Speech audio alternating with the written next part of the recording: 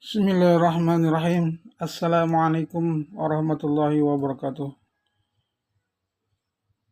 Alhamdulillahilladzi an'amana bi ni'matil iman wal islam wa huwa a'zamu ni'am. Asyhadu an la ilaha illallah wahdahu la syarikalah wa asyhadu anna Muhammadan abduhu wa rasuluhu nabiyya ba'dah. Allahumma shalli wa sallim ala hadzal nabiyil karim Muhammad wa ala alihi washabbihi ajma'in amma ba'du. Insyaallah kita lanjutkan taklim ba'da subuh ini berkenaan dengan makalah ke-13 dalam kitab Naslul Ibad, perkataan seorang tabi'in Sufyan Ats-Tsauri rahmatullahi alaih.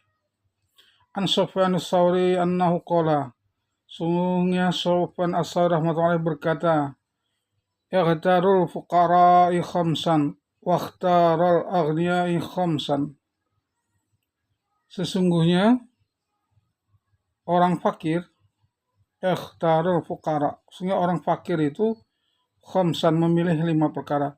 Wakhtarul agniya, dan orang kaya itu juga memilih khamsan 5 perkara. Wakhtarul fuqara, orang fakir itu memilih rohatan nafsi, ketenangan jiwa, kesehatan jiwa. Wa faraghatal qalbi, dan ketentraman hati. Wa ubudiyatal rabbi, dan memilih untuk banyak waktu beribadah kepada Rabb-nya. Wa khiffatal hisab, dan memilih kemudahan dalam hisab di hari kiamat, perhitungan amal harta pada hari kiamat. Karena miskin apa yang mau dihisab itu kan, sedikit hisabnya. Wa darajatul ulya, dan derajat yang ulya, yang tinggi di sisi Allah Subhanahu wa taala. Menurut perkataan Sufyan Ats-Tsauri, dia orang miskin itu, fuqara fakir itu milih 5 perkara. Ketenangan jiwa, ketentraman hati, wa hifazatul hisab, ringannya hisab dia di hari kiamat nanti, wa darajatul ulya, dan derajat yang tinggi si Allah. Ini bagi orang fakir yang taat kepada Allah. Nah, gitu. Kalau tidak taat kepada Allah ya keblinger itu namanya. Bukan dia mulia, makan dia dunia sengsara, akhirat habis. Sisa Allah SWT. Wakhtarul aghniya ta'aban nafsi, dan orang kaya itu memilih juga 5 perkara. Ini mau dia kaya orang ibadah atau tidak ibadah, tetap seperti ini. Tapi nanti bedanya orang yang orang kaya yang beribadah, maka walaupun hisabnya ada hisab berat, hisabnya, tapi tetap dia nanti sama Allah SWT akan masukkan dalam surga. Dan juga masih banyak dalam hadis yang lain, bahkan orang kaya itu lebih dahulukan masuk surga daripada ulama dan orang yang mati fisabilillah. Ini maksudnya ini orang kaya yang tidak ingat pada Allah maksudnya ya. Wakhtarul aghniya, dan orang kaya itu memilih 5 perkara juga. Ta'abun nafsi, lelahnya diri. Nah, karena dia terlalu banyak kesibukannya di dunia, maka lesu badannya, habis waktunya. Wa syughlal qalbi, sibuknya hatinya mikirin harta dia. Wa ubudiyatid dunya, dia memilih beribadah kepada dunia, bukan ibadah pada Allah, ibadah pada dunia. Azan dikumandangkan, bukannya menuju masjid untuk ibadah bagi yang laki-laki.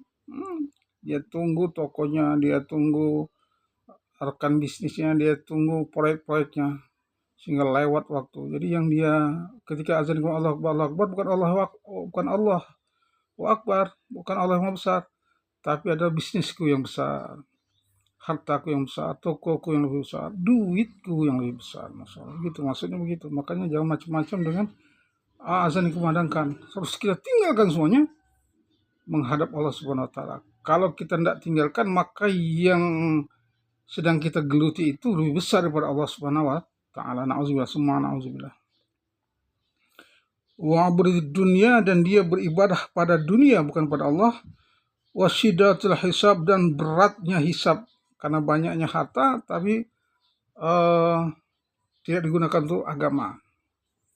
Wa darajatul sufla, dan derajat yang lemah di sisi Allah Subhanahu wa taala, yang rendah di sisi Allah Subhanahu wa taala itu bagi orang kaya yang tidak taat. Tapi bagi orang kaya yang taat, dia dalam hadis yang lain dia lebih dulu masuk ke dalam surga dibandingkan ulama dan orang mati syahid yang dermawan gitu.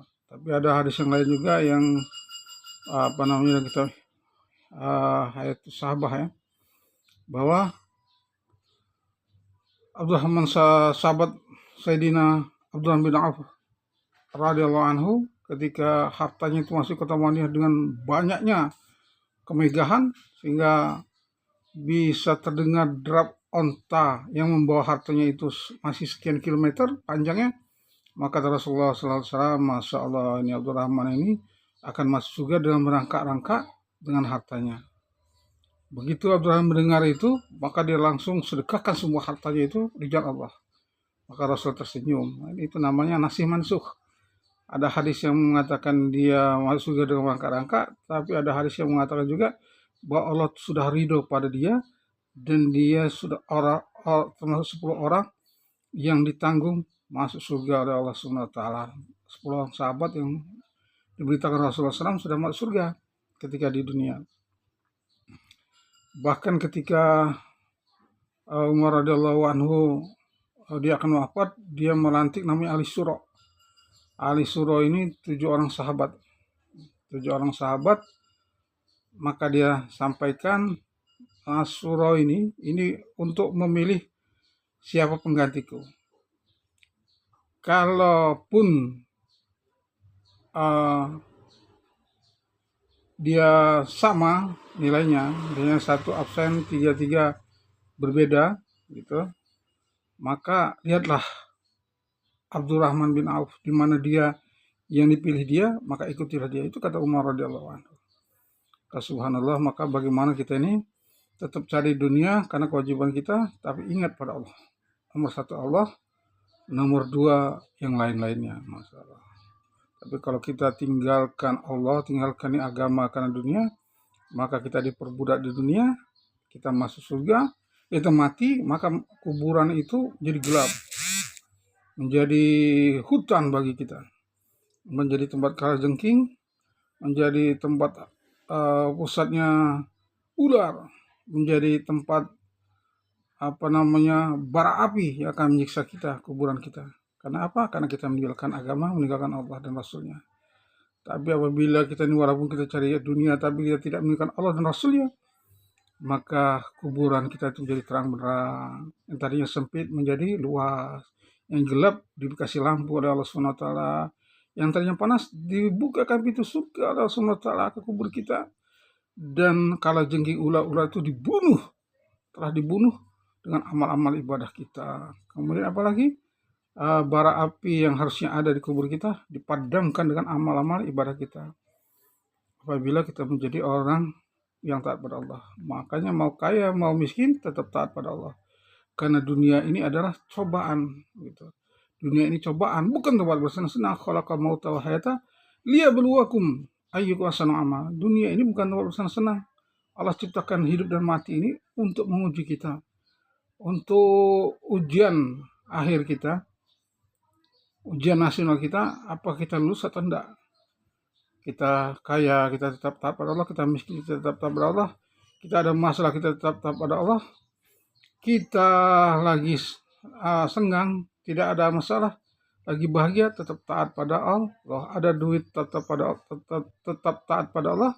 Tidak ada duit, tetap taat pada Allah. Dicaci orang, tetap taat pada Allah. Dipuji orang, tetap taat pada Allah. Masya Allah. Demikian, subhanallah bihamdihi, subhanakallahumma bihamdika, asyhadu an la ilaha illa anta astaghfiruka wa atubu ilaik. Assalamualaikum warahmatullahi wabarakatuh.